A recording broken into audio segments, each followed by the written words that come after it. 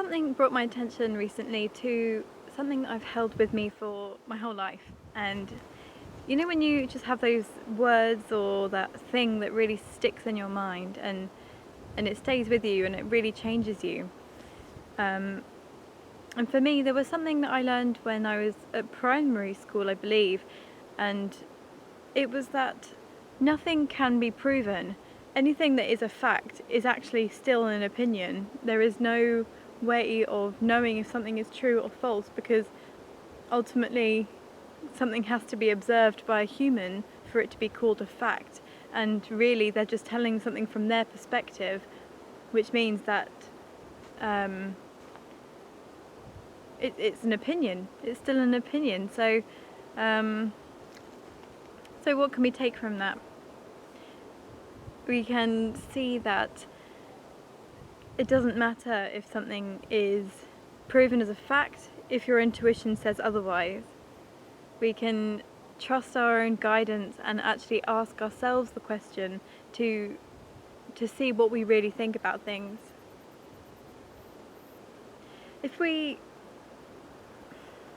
are always looking externally for the answers, then we will never learn to grow that muscle inside us that helps us to understand the world around us. For instance, today I had have a sore throat, and I was thinking, why do I have a sore throat? What's that from? And I know that the emotions can arise.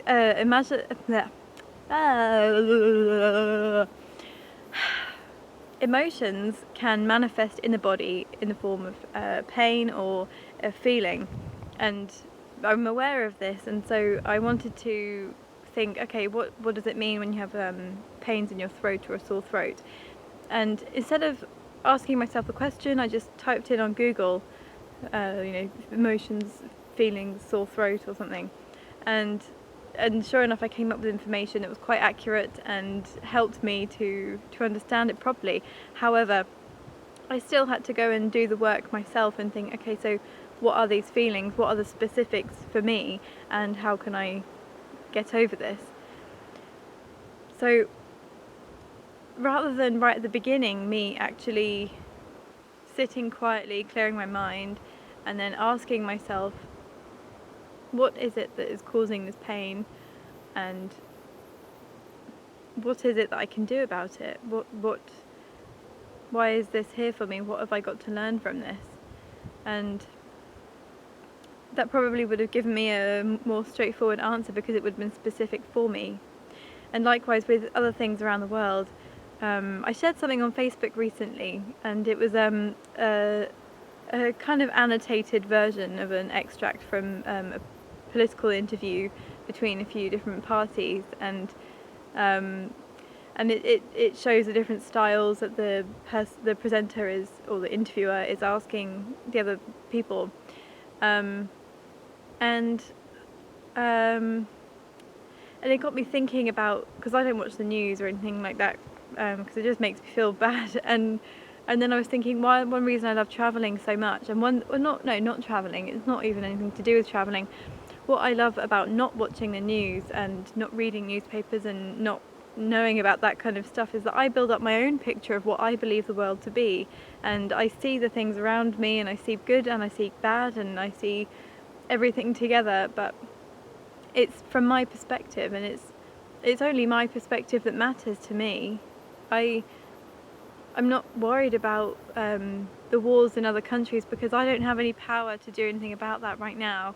So it doesn't help me progress in my journey to look at those things and make myself feel really negative and down, because I have done. I went through a phase of thinking it was a good idea to stay up to date with what's happening in the world by watching the BBC News every day, or twice a day even, and I was watching it at the same time as looking into a lot of the history of the banking system, and the way that all of this corruption began, and about all the secrets that are going on behind they're not even secrets, they're public knowledge, a lot of them.